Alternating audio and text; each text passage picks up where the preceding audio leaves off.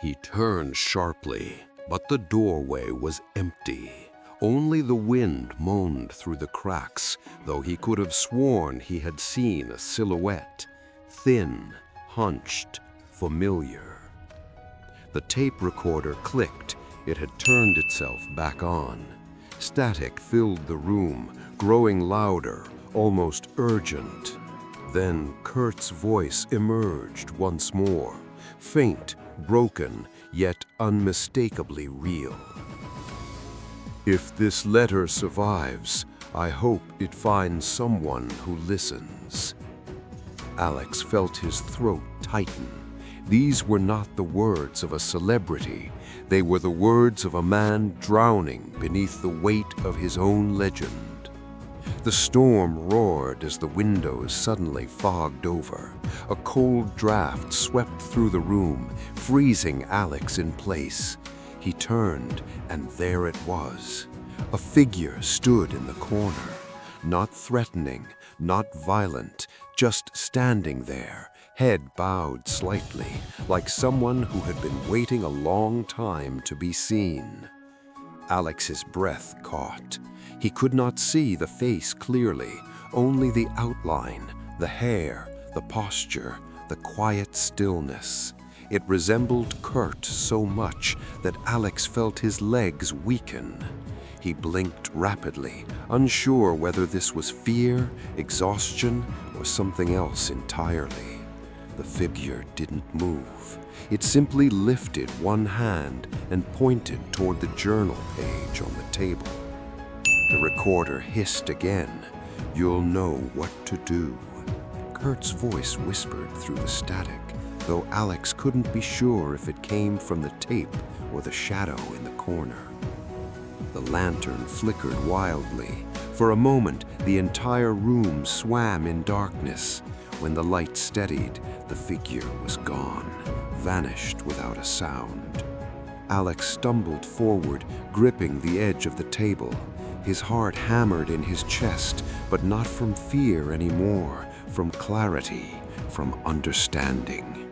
The letter wasn't meant to be hidden forever. It wasn't a relic of tragedy. It was testimony, a final voice cut short by the noise of the world. Alex sealed the journal page inside its protective case. This time, his hands no longer trembled. He knew exactly what he needed to do. He gathered his equipment, shut off the lantern, and stepped toward the door. Outside, the storm lightened, as though the sky itself was exhaling after holding its breath for too long. Rain still fell, but gently now. The forest glistened as the storm's rage faded into a soft, rhythmic patter on the cabin's wooden roof. Alex stepped onto the porch, inhaling the damp, cold air. He glanced back one last time at the dark window. For a brief instant, he thought he saw that silhouette again, watching, waiting. But when he blinked, it was nothing but reflection and memory. He whispered a quiet thank you, unsure to whom he was speaking. He walked down the steps, the archival case pressed against his chest like something sacred. He felt its weight, not as a burden, but as a responsibility. By the time he reached the forest path, the storm had fully passed. A pale silver dawn began to creep over the horizon, and with it, a quiet promise. Alex turned toward the distant road, the lost letter safely in hand. Whatever darkness had lingered in that cabin no longer felt threatening. It felt like release, like a voice finally heard. And as he disappeared into the waking morning, he knew one truth with absolute certainty. The world would hear Kurt's final words, not as noise, but as truth. The second door resisted slightly when he pushed it. For a second, he thought something blocked it from the inside, but then it gave way. The room was colder than the hallway. A small window rattled violently in the storm. Papers were scattered across the floor, though Alex didn't remember leaving it this messy earlier. In the center of the room lay an overturned metal box. It rocked slightly back and forth, as if it had just fallen. He crouched, lifting it. Nothing inside, except old receipts, a rusted lighter, and a broken tape recorder. The kind Cobain himself used during low-budget demos. Alex picked up the recorder. The buttons were stiff, but when he pressed play, to his surprise, it clicked. Static burst through the tiny speaker, followed by a faint hum, then a voice, low, uncertain, and unmistakably Kurt's. "I don't know who's ever going to hear this. Maybe nobody. Maybe that's better," the voice murmured. Alex froze. The recorder buzzed, skipping slightly, as if the tape was damaged. Then the voice returned, heavier, burdened. "I'm tired of the noise, of the spotlight, of pretending I'm fine when I'm not." The words hit Alex with the force of a punch. He had read interviews, watched documentaries, but hearing raw, unfiltered emotion in Kurt's actual voice was entirely different. Lightning cracked, brightening the room. In that split-second flash, Alex thought he saw movement in the doorway, a shape, tall and still. His heart pounded. He stepped back, the recorder still playing, Kurt's voice spilling out like a ghost's confession. "If someone finds this, just know the truth wasn't in the headlines." The figure in the doorway didn't move. The shadows around it deepened, merging into the darkness. Alex blinked, but the figure was gone. He shut off the recorder, chest rising and falling rapidly. The storm outside was no longer the scariest thing around him. Something in this cabin did not want the truth uncovered, and Alex was beginning to understand that the lost letter wasn't just a letter. It might be the final piece of a puzzle that someone had tried desperately to bury. He clutched the archival case against his chest. Whatever was happening here, whatever presence lingered in the dark, it would not stop him. Not now. He turned back toward the main room, determined, even as the storm raged on. The storm battered the cabin with relentless force, rattling the windows like fists demanding entry. Alex stepped back into the main room, his breath still uneasy, the archival case held tightly under his arm. He placed the recorder on the table, its metal casing trembling from the thunder outside. The silence inside felt heavier than the storm, as though the cabin itself was listening. For a moment, Alex considered leaving immediately, running through the forest, finding his car, and escaping whatever presence lurked here. But the thought lasted only seconds. He had come too far. He unfolded the journal page again. The ink shimmered faintly in the lantern light, as if responding to the tape's confession, as if the two pieces belonged together. A sudden flash of lightning illuminated the entire cabin, casting long, violent shadows that twisted across the walls. Something moved near the doorway again. Alex's pulse spiked. He confessed, dreams growing darker, shadows growing longer, noise growing heavier. He wrote, "It feels like something's calling me, and I don't know if it's salvation or surrender." He admitted he feared what awaited him, whether it was a new beginning or an irreversible fall. He wrote, "I'm standing on a bridge made of memories, and the wind is getting stronger." The bridge metaphor marked a turning point. The letter became less reflective and more foreboding. Kurt ended the metaphor with, "I just don't know if it will hold." The implication was devastating. Now his handwriting grew smaller, almost childlike, as if he was shrinking into himself. He wrote, "If I fall, will anyone hear it?" The echo of this question lingers painfully. The finder of the letter said this line still wakes him at night, because it reveals a man begging to know he mattered. Kurt ended section 3 with one final sentence. "The next page will be the truth I feared the most." And then he drew a shaking line under it.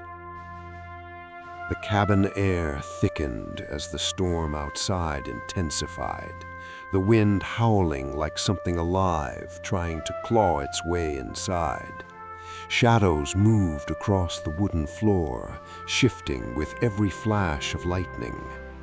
Alex stood motionless at the table, staring at the torn journal page. It trembled in his hand, not from the cold, but from the unmistakable knowledge that this had never been meant for public eyes. He ran his thumb across the edge of the paper, feeling a strange warmth, as if the ink itself carried a pulse. His thoughts spiraled, circling the same question. Why had Kurt written these lines, and why had he hidden them? A heavy thud echoed from the back room. Alex flinched. It sounded too deliberate to be the storm. He waited, breath held, but the noise didn't repeat. He slowly folded the fragment, placed it inside a thin plastic sleeve, and zipped the archival case shut. Whatever was inside this letter was dangerous, maybe historically, maybe personally. The storm's howl grew sharper, as though mocking his attempt to stay calm. The roof rattled, the lamp flickered. Alex felt the urge to leave the cabin immediately. But leaving now meant stepping into a forest consumed by rain and lightning. Staying meant facing whatever made that noise in the back room. Alex tightened his grip on the case and moved toward the hallway, each step slow and measured. The wood creaked beneath him like old bones shifting. The hallway stretched into a yawning darkness. The cabin's generator must have been affected. Lights were dimmer now, barely pushing back the shadows. Alex pressed his ear against the first door. Silence. Then he opened it. Just an empty storage room lined with dusty tools and forgotten boxes. His handwriting grew sharper, angrier, as he confessed how deeply this fear rooted itself. He said he often wondered if people loved him or the idea of him, and which one would survive if he changed. He questioned whether authenticity had any value left, or if he had already lost the version of himself worth saving. Kurt wrote, "Maybe the real me died before the world met me," a chilling hypothesis that lingered on the page like smoke. He didn't mean physical death, he meant the emotional erosion that started long before the music industry crowned him king. He continued, "I became a voice for others, but mine kept breaking." His identity dissolved into expectation. Kurt described the emotional exhaustion that accompanied this disconnect. Every day felt like lifting a weight no one else could see. He wrote, "I'm tired of being the strong one for a story I didn't write." The rawness in this sentence is unmistakable. He wasn't blaming anyone, he was simply stating the cost of iconhood, a cost he could no longer afford. Next, Kurt returned to the unnamed person from section 2. He said their memory felt like a lighthouse in a storm. "You were the quiet I needed," he wrote, "but I could never keep quiet long enough to deserve you." This individual clearly represented something pure, something Kurt feared he ruined simply by touching. He said they once brought him a small gift, a simple object that made him cry because it held no expectation. He didn't specify what the gift was. He only wrote, "It reminded me I was still human." The finder believed this mystery person might hold the key to Kurt's emotional collapse. Kurt wrote about wanting to write a song for them, but never doing it. He said the words felt too intimate for the world. He admitted the song still lived in his head, haunting him during long flights and sleepless nights. He wrote, "If I ever sang it, I would break," so he kept it buried. The letter now shifted again, taking on a noticeable heaviness. A sense of premonition filled every line. Kurt wrote, "I feel the ending approaching, but I don't know what it means." His uncertainty was palpable. Paragraph 101. Kurt began this new section with a long pause. He stared at the blank space before him like it was a doorway, one he wasn't sure he should enter. Paragraph 102. He wrote, "Pain becomes familiar when it stays long enough." This wasn't bitterness, it was recognition. Paragraph 103. He described pain not as an enemy, but as a roommate, a presence that slept beside him, ate with him, traveled with him on every tour. Paragraph 104. He said it whispered in his ear during interviews, it tightened his chest before concerts, it sat on his shoulders when he tried to sleep. Paragraph 105. Kurt then admitted something he had never said publicly. "I thought healing would feel like freedom, but it felt like guilt." Paragraph 106. He believed he didn't deserve to get better, that happiness was a currency he hadn't earned, no matter how many songs he wrote. Paragraph 107. The finder of the letter said this part broke him because it revealed how deeply Kurt misunderstood his own worth. Paragraph 108. Kurt continued, "Every time I smiled on stage, a part of me sank deeper. It wasn't fake joy, it was conflicted joy." Paragraph 109. He described smiling for the crowd, but feeling like he was watching someone else move his face. Paragraph 110. He wrote, "Joy often frightened him. Happiness is fragile, and I break fragile things." Paragraph 111. Now he turned to memory again. He recalled a night sitting alone in his car, engine off, rain hitting the windshield like shattered whispers. Paragraph 112. He stayed there for hours without moving, except to wipe fog from the glass with his sleeve. Paragraph 113. That night, he said he felt suspended between two worlds, the world of noise and the world of nothing. Paragraph 114. He wrote, "Silence scares me because it tells the truth," and his truth was that he felt incomplete. Paragraph 115. He admitted the world expected him to be loud, loud guitar, loud personality, loud success. Paragraph 116. But he longed to whisper, to speak gently, to be heard without shouting through distortion. Paragraph 117. He wrote, "The noise outside drowned the noise inside," a statement that perfectly captured the contradiction of his fame. Then the letter shifted again. Kurt began describing a fear that followed him for years, a fear he tried to ignore but never could. Paragraph 119. He feared disappearing, not physically, but emotionally, vanishing inside his own mind.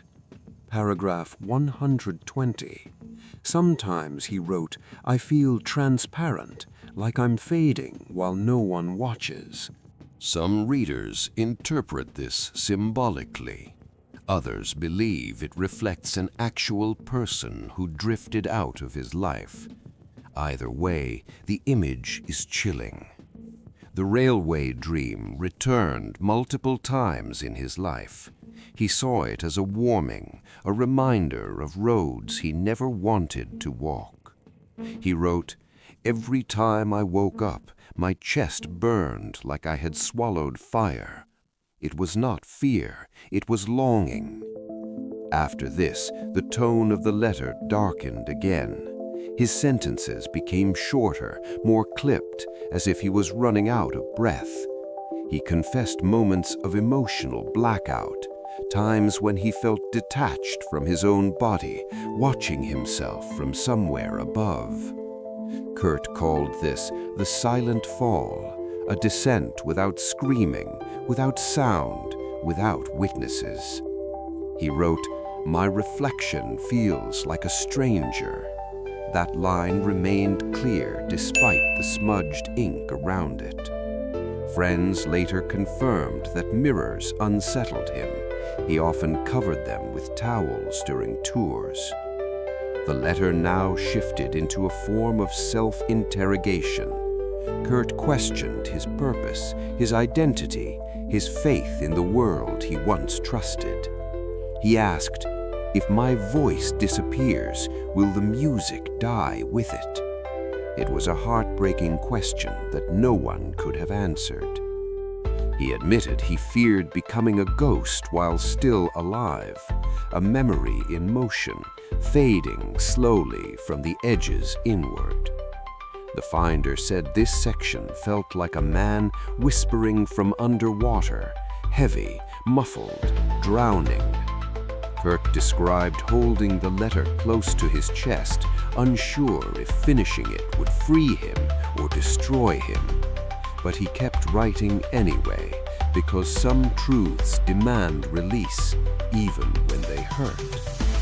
He wrote about the pressure of being seen as a generational voice, a burden he never asked for, yet carried to the breaking point. His resentment wasn't toward the fans, it was toward the myth they turned him into, a myth that suffocated the human beneath. He wrote, "I became what they wanted, not what I was." It was one of the clearest declarations of identity collapse. Then came a startling confession. "I'm afraid of being remembered wrong." It exposed a fear deeper than death. He didn't fear oblivion, he feared distortion, being turned into something he never chose to be. Kurt paused again. The ink trails down the page, suggesting his hand trembled. He resumed with trembling clarity. If they knew the truth, they wouldn't want the songs anymore. The finder said this sentence was almost unbearable to read because it revealed Kurt's belief that authenticity was incompatible with admiration. Kurt wrote, "I tried to outrun myself, but I kept catching up." That line cut through the page like a scar. Finally, the tone began shifting, preparing for the emotional explosion that would define the next section of the letter. He ended the page with a chilling promise: the next truth will hurt more than the first. And with that, Section 2 closes in complete silence. He wrote, "I lost myself, one applause at a time." It was the confession of a man who felt owned by the very people he wanted to inspire. The finder of the letter later said this line haunted him for years because it captured the paradox of artistry. The applause that builds you also destroys you. Kurt continued writing, his handwriting becoming more urgent. He described nights when he walked barefoot through hotel halls, searching for silence. He confessed that sometimes he slept in closets, not out of fear, but because confined spaces made him feel safer than empty rooms filled with expectations. "Fame echoes too loudly," he wrote, "and I'm losing my hearing." It wasn't literal, it was spiritual. He couldn't hear himself anymore. That line marked the beginning of a darker turn in the letter. The tone became colder, sharper, as if Kurt was finally tearing the mask apart. He began addressing a specific person, though he never used a name. "You carried the part of me I couldn't touch," he wrote. This mysterious figure seemed central to the emotional core of the letter, a presence that haunted Kurt's memories even as he tried to forget. Some believe it was an old friend. Others think it was someone he loved before the world demanded him. But the truth died with him. He continued, "I never deserved your kindness, but I lived inside it." His vulnerability in these lines was overwhelming. The finder described this section as the softest part of the letter, a rare moment when Kurt allowed tenderness to survive the chaos. Yet even this tenderness turned to sorrow. He wrote, "You saw the parts of me that were already dying." He wasn't blaming anyone. He was acknowledging his own decay long before the world noticed. Kurt shifted again, describing a dream he once had, a dream in which he was walking along a deserted railway with fog swirling around his feet. He heard footsteps behind him, but every time he turned, the fog swallowed the figure. He wrote, "I never knew if it was you." There was a night when Kurt abruptly left a gig, not because he was angry, but because he suddenly could hear nothing anymore. His body shut down. Friends recounted that he sat backstage with trembling hands. He said the noises had become too big, a sentence that meant more than he admitted. The finder wrote that this moment was described in the letter as a decisive turning point, as the beginning of the withdrawal. He wrote, "I stopped fighting when I realized I was fighting against myself." It was one of the clearest lines in the entire document. And yet he wrote on, word for word, as if hoping to find an answer he never received. We are now approaching the first turning point, a section that will shape the coming 150 paragraphs. For Kurt began to speak of a person he believed he had lost, a person for whom this letter was presumably intended. He wrote, "You will never read this letter, but I am writing it anyway," a line full of pain and hope. The finder claimed this passage brought him to tears because it sounded like an apology to the whole world. And thus ends the first part of this journey. The light in the studio flickers, the rain continues to beat against the roof, and Kurt sits alone with a letter carrying the truth he could tell no one. There are letters meant to be sent, and there are letters only to bleed. Kurt's letter belonged to the second kind, the kind that carries truth too sharp for ordinary daylight. When he wrote these lines, he wasn't searching for forgiveness. He was searching for clarity, something fragile and fleeting, like a flickering flame in a cold room. The studio assistant who saw him that night later said Kurt looked transparent, as if half of him was already leaving, drifting slowly into a place no one else could follow. He stared at the paper with wide, tired eyes, whispering phrases under his breath. The words sounded like fragments of prayers, broken and unfinished. Kurt wrote, "I never learned to stay. I only learned to run." Those words felt heavier than all the guitars he ever smashed on stage. Outside, the rain intensified, pounding the pavement like a relentless drum. Inside, Kurt's movements slowed. Every stroke of the pen felt like lifting a stone. He paused, tapping the paper as if trying to summon courage from the ink itself. The decision to continue writing seemed like a battle he barely won. He began describing a night from the early Nirvana days when the band played for 12 people in a smoky bar. The crowd small, but the energy fierce. He remembered the raw joy he once felt, the sense of rebellion, the bliss of not being recognized. The music was his then, not the world's. But in the next line, he admitted that joy faded quickly. Fame had crept in like a slow poison, turning every stage into a cage with bright lights.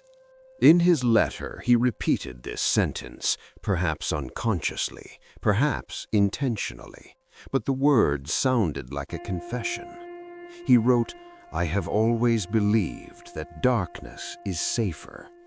And then, as if he had startled himself, he set down the pen. This line later became famous, though it was never published. Musicians, writers, fans, they all felt that this sentence defined Kurt. But let us let the letter rest for now. A story like this must be unfolded slowly, like an old photograph whose edges are crumbling. Kurt was sitting in the studio when life hit him with full force. His body was present, his soul was not. A staff member remembered how he stared mutely at the wall, as if there were something there only he could see. He wore the same old cardigan he would later wear on MTV Unplugged. They said it was like a second skin to him, soft, warm, but old, worn out, like himself. The finder of the letter described Kurt's handwriting as nervous, almost aggressive, the lines jagged, the letters irregular, as if he were fighting while he wrote. He began to speak of his childhood, not directly, but between the lines. He spoke of silence, of cold kitchens, of doors slamming too loudly. He did not mention his parents by name, but every sentence was a shadow play of their relationship, which never healed. One sentence stood out particularly. "I learned to disappear when I was just a child." It was less a metaphor than a memory. When Kurt drew, the noises around him vanished. When he sang, the world disappeared for a moment. But eventually, the disappearing demanded its price. His friends often noticed how he was suddenly missing from the conversation, physically present, mentally slipped away, a state later termed dissociation. And every time he returned, he looked more tired, heavier, as if he had a long journey behind him. The letter mentioned a night in winter when he ran barefoot through the woods behind his house. No one knew why. Perhaps he himself didn't know either. He wrote, "The snow felt real." It was a disturbing confession, for sometimes the only thing he still felt was pain or cold. The finder of the letter claimed this section of the letter was almost illegible, the ink run, the words frantic, as if Kurt himself were running away from them. Before we read on, we must understand that this is not a story about fame. This is a story about a man who tried to carry the world, even though his shoulders were broken as a child. Kurt described his early years in the music scene as chaotic but liberating. He loved the energy, the disorder, the honesty of people who, like him, were searching for something. But he mistrusted fame deeply. He saw it as a monster that smiled while it ate your soul. In his letter, he called fame a flame without heat, a beautiful image, but also a bitter truth. There are nights one cannot forget, even if one desperately longs to. Nights where every truth rings sharper than every lie. This story begins on such a night, somewhere between the silence of Aberdeen and the noise the world made of Kurt Cobain. It was said later that he had long hidden his last words in his songs, but no one mentioned the letter. That letter he wrote but never sent. And this letter was different, rawer, more honest, almost like a prayer. It was early April, and the rain drummed like nails upon the roof of the small studio. Kurt sat alone in the dim lamplight, the guitar untuned, the soul torn. He held the pen like a weapon he was aiming at himself. The letter began without a salutation, without a name, as if he wanted to avoid hurting anyone directly. Yet every word hung like a shadow over someone he had loved and lost without knowing when it happened. He wrote, "I have always believed that pain is a form of truth. No one saw the tear that fell onto the paper and spread the ink, but that drop was perhaps more honest than anything he had ever said on a stage." Rumor has it later that someone found this letter, folded up, hidden deep in an old leather jacket. Dark ink, smeared lines, an echo from a time when Kurt vacillated between hope and utter exhaustion. That unknown finder recounted that the words hit him like a cold slap in the face. He felt that this letter was never meant to be read, and perhaps for that very reason, it had to be told. But before we open the letter, we must go back, not to the year 1994, but much earlier, to the silence of a little boy who hid inside music because the world was too loud and too loveless. Kurt was 9 years old then, and the sky over Aberdeen was so gray it looked almost colorless. Even then he was angry, yet no one noticed. Children learn early to hide their screams in drawings. In his room, piled notebooks full of bizarre figures, shapes with mouths torn open and sad eyes. He said they were his friends. No one questioned it. No one saw the warning therein. His mother sometimes heard him strumming the old acoustic guitar at night, the strings untuned, the rhythm brittle. But the melodies had something one could not ignore, a hunger for expression, an urge for freedom. Later, Kurt once said art was the only place he could breathe, a place where the chaos made sense. But like every sanctuary, this too eventually transformed into a prison. The letter we will read later is proof of this, a document of the internal battle of a man who wanted to change the world, but was broken by it. He wrote, "I have never believed that pain is a form of truth. No one saw the tear that fell onto the paper and spread the ink, but that drop was perhaps more honest than anything he had ever said on a stage." Rumor has it later that someone found this letter, folded up, hidden deep in an old leather jacket. Dark ink, smeared lines, an echo from a time when Kurt vacillated between hope and utter exhaustion. That unknown finder later claimed the text was not just a farewell, it was a warning, a message to anyone who believes fame can fill the void. Before this letter, before all the dark days came, there was a night when Kurt promised himself not to give up. But promises do not last long when the world around you is burning. This night played out in a motel room that smelled of cigarette smoke and cheap cleaner. Kurt had a small tape deck with him and mumbled fragmented melodies into the darkness. He barely spoke, yet his gaze betrayed that he was searching for a word, an image, a voice, perhaps for something he had lost. Years later, the tape was found. It was almost inaudible, yet one line stood out. "I am afraid of the light." No one knew if it was a metaphor or a deeper truth.